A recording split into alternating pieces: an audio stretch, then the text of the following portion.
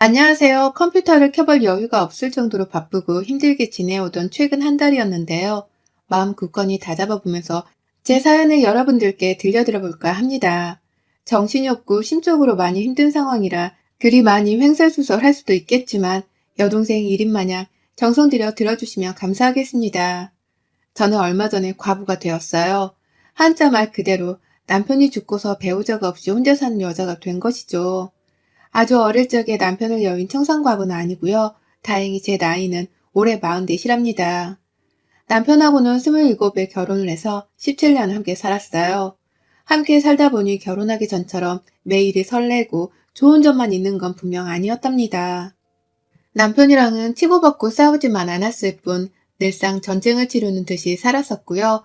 저는 워낙 빠릿빠릿 성격이 급한 편인데 남편은 세우라 내워라 서두르지 않고 사는 성격이었는지라 정반대의 서로가 늘상 부딪히는 편이었어요. 주로 화를 내거나 신경질을 부리는 것은 저였고 성격대로 사는 것뿐이었던 남편을 보면서 으르렁거리며 그러지 말라 사는 것 또한 바로 저였습니다. 같이 부부로 살면서 저희가 딸 자식만 둘을 뒀는데 얘들을 처음 낳았을 때도 걱정을 하기는 했으나 점점 더 애들 머리가 크고 나서부턴 돈 들어갈 게 정말 한둘이 아니더라고요. 애들 친구들이랑 놀게 해주느라고 엄마들 사이에 껴서 사람도 사귀어야 했고 여기저기 남들이 키우는 것만큼 키워보겠다고 애한테 좋다는 곳들은 여행이든 현장학습이든 찾아가곤 했습니다. 그러려면 하나같이 다 돈이 필요했고요. 그 돈은 늘상 남편에게서 찾았었네요. 저 또한 막내가 7살이 될 때까지는 남편이랑 함께 맞벌이로 살면서 돈을 벌어왔는지라 회사 다니는 것이 얼마나 힘들고 또 스트레스가 쌓이는지를 잘 알고 있었거든요. 하지만 막상 일을 그만두고서 주부가 된 후로는 뭐가 그리 답답했었는지 남편에게 돈을 더 벌어오라고 제때 승진을 해서 아이들을 좀 보란듯이 당당히 키워보자며 늘 보챘답니다. 그런 저의 말에는 씁쓸하게 웃어 보이며 그게 어디 말처럼 쉽냐고 웃던 제 남편이었죠. 남편의 그 표정을 보면 답답하다고 또 짜증을 내거나 구박을 하며 같은 레파토리를 자주 왔다 갔다 하며 대화를 나눴어요. 그런데 말이죠. 참 좋은 게 없어 보이는 사이이긴 해도 저희는 부부였습니다. 같이 피를 나눈 자식을 둘이나 가지고 있는 부부였습니다. 서로 싸우고 지지고 볶아도 결국 내 남편은 저의 가장 가까이에 있는 사람이었어요. 미워도 늘 따뜻한 밥을 차려주고 출근하러 나가는 뒷모습이 너무 힘들어 보여 안아주기도 하던 저였습니다. 남편한테 부담이 될까 싶어서 저한테는 돈 한 푼을 쓰지도 않은 채 아껴 쓰기도 했고 이글 한 편에 다 담을 수는 없지만 저희 부부는 서로를 많이 의지하면서 살았어요.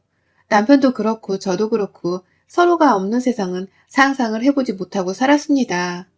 죽기 살기로 싸운 후에도 잠들기 전에는 같은 침대 위에서 늘 미안하다 고맙다 하면서 꼭 안아주던 우리였는데 남편이 갑자기 죽어버렸어요. 원인은 교통사고였고요. 마지막 인사도 건네지 못했습니다. 그건 저희 딸들도 마찬가지였고요. 한순간에 멀쩡한 가정이 산산조각이 나버렸고 저는 할 수 있는 것이 아무것도 없었어요. 내 남편이 죽었다는 사실이 믿기지 않아서 거의 며칠을 멍만 때리고 있었던 것 같습니다. 그 바람에 친정 식구들이 저를 도와 제 딸들을 대신 돌봐주고 식사도 챙겨주며 정말 난리도 아니었죠. 저희 언니가 아예 애들을 데리고 자기 집에 가서 며칠 동안 재우며 학교에 보내기도 했었습니다. 저는 친정엄마가 정신 차리고 빨리 애들 생각을 하라며 다그치는 바람에 겨우 일주일 정도가 지나고 나서야 온전히 아이들의 엄마로 돌아온 것 같아요. 남편 사고 보상금에 보험금, 그리고 사망 후 퇴직금까지 들어온 돈은 꽤 되었지만 아이들 시집까지 보내는 데에 쓸 돈을 생각하면 턱없이 부족했습니다. 그래서 열심히 일자리를 알아보면서 저 스스로 빨리 돈을 벌어보려고 엄청 노력을 했는데 요즘 코로나 때문에 청년들 실업률도 높다고 하더니 저 같은 아줌마는 어디 이력서 한 장도 제대로 넣기가 힘들더라고요. 경력 단절이 너무 오래되어 제대로 된 사무직에서 일을 할 수도 없었습니다. 그러니 진작에 사무자리는 포기를 한 채 또 열심히 저 같은 사람을 받아주는 식당 알바라도 해보겠다며 여기저기 다녔어요. 그러다 겨우 운이 좋게 파트타임 일자리 하나를 구해서는 저녁에만 몇 시간 일을 하며 푼돈이라도 벌기 시작했고요. 아직 월급도 받지 않았을 만큼 시작한 지 얼마 되지 않은 초짜백입니다. 그런데 이렇게 바쁘게 변한 상황을 인지하면서 살아가고 있는 저의 정신이 요즘 들어 확 깨곤 하네요. 뭐에 쫓기듯이 일을 하러 가고 집에 와서는 아이들을 돌보고 주변 사람들의 안부 전화를 받으면서 보통처럼 잘 살아보겠다고 애를 쓰고 있었는데 이런 저한테 시누이가 망치로 머리를 때리듯 번쩍 정신이 살아나게 해주더라고요. 뻔뻔한 막말을 쏟아내면서 말이죠. 저희 시누이로 말할 것 같으면 저희 남편을 아주 쏙 빼닮은 남편의 누나입니다. 단 성격은 아주 정반대였죠. 약간 저랑 비슷하고 성격이 급한 편이고 성질도 자주 부리는 편인데 그 화를 저한테도 참 쉽사리 내더라고요. 저는 윗사람이라고 형님을 좀 배려하고 존중하려 하는 편이었다면 형님은 전혀 그런 기미가 없으셨어요.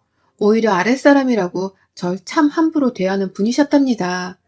결혼하고서 신혼집을 들어가니 자기 방을 하나 만들어 놓으라는 이상한 소리를 하더라고요. 자기 식구나 가족들이 저희 집으로 왔을 때 숙박을 할 수 있도록 여분의 방을 만들어 두라면서요. 뭐하러 내 집에 와서 하룻밤까지 자려고 하나 싶어 의아하더군요.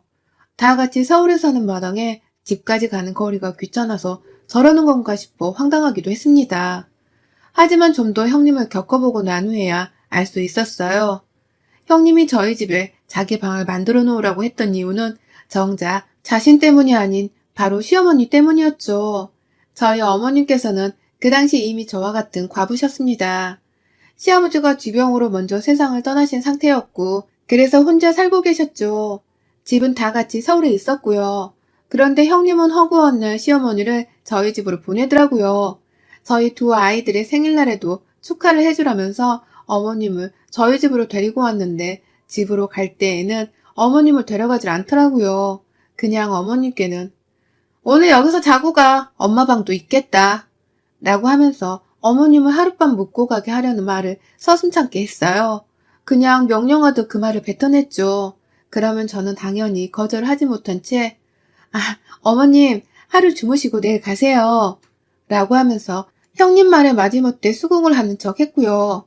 시어머니께서는 또 눈치 없이 그런 저의 말에 응답을 하며 알겠다고 누울 자리를 깔으셨고요. 그런 식의 예기치 못했던 어머님의 하룻밤 묵기는 계속되었습니다. 다 형님이 옆에서 명령하듯 제안을 하신 바람에 어머님이 주무시고 가셨고요. 제가 일을 그만두고 주부가 되면서부터는 형님에 의해서 시어머니가 저희 집을 찾아오는 일이 더욱 잦아졌어요. 형님은 이제 주부니까 일도 없고 심심할 것 같아서 엄마도 며느리랑 같이 있으면 적적해 하지 않으실 거고 라고 하면서 시어머니를 툭 던지듯 데려오셨고 그렇게 찾아와서는 자신도 덩달아 저에게서 대접을 받곤 하셨답니다. 참 어울리기 싫은 존재였는데 자꾸만 집에 시어머니랑 같이 찾아와서는 참 시덥지 않은 소리들을 자주 하셨죠.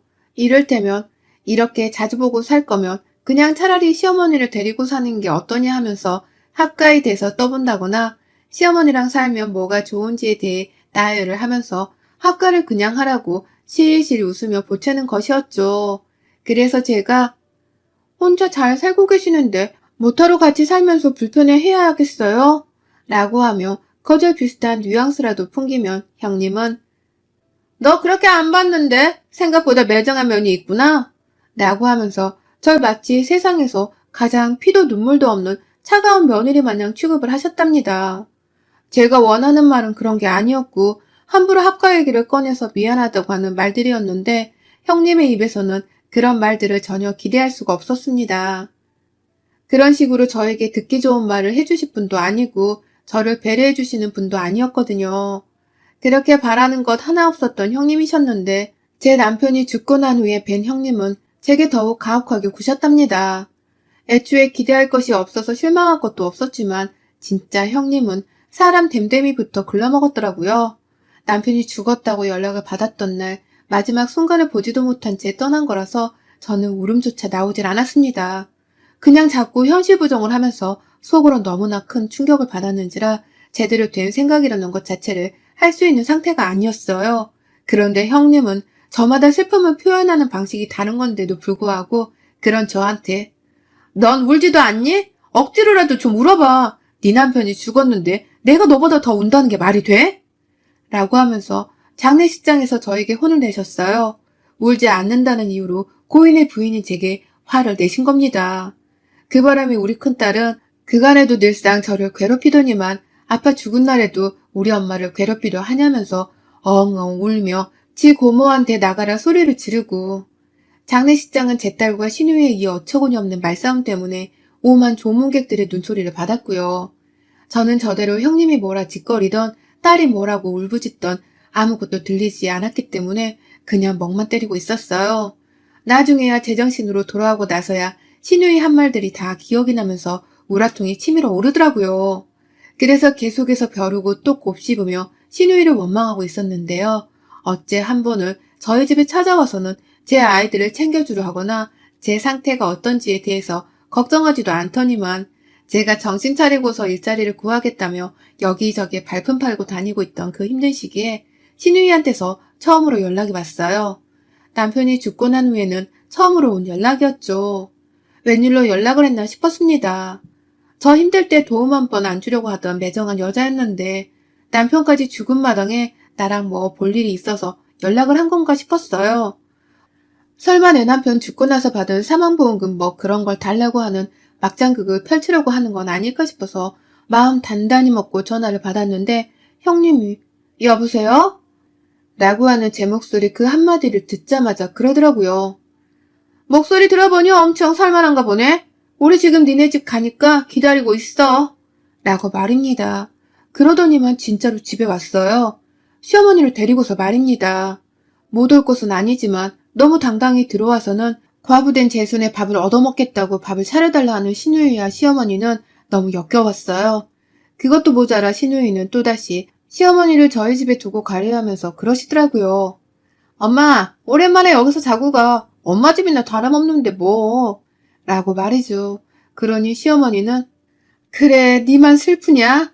나도 내 아들이 있고서 지금 사는 게 아니다. 우리라도 같이 지내면서 이 슬픔을 이겨내야지." 라고 하시면서 조용히 방으로 들어가셨어요. 어머님도 아들 잃고서 정말 많이 힘들어 하셨는데, 그럼에도 제 집에서 저의 허락은 제대로 받을 생각도 하지 않으신 채 아주 당당히 구셨죠. 이게 절대로 올바르게 돌아가고 있는 게 아니었음에도 불구하고 시누이는 너무나 당연하게 시어머니를 제게 맡기려고 했습니다. 너무 당연하게 제 집을 찾아오려 했고, 또 너무 당연하게 시어머니를 묻게 하면서 편히 지내게 만들려고 했죠. 저로서는 참 환장하지 않을 수가 없는 노릇이었습니다. 그분들이 제게는 남편으로 인해 엮인 가족임은 분명했지만 남편을 잃은 마당에까지 굳이 가까이 하며 살갑게 지내고 싶은 사람들은 아니었으니까요.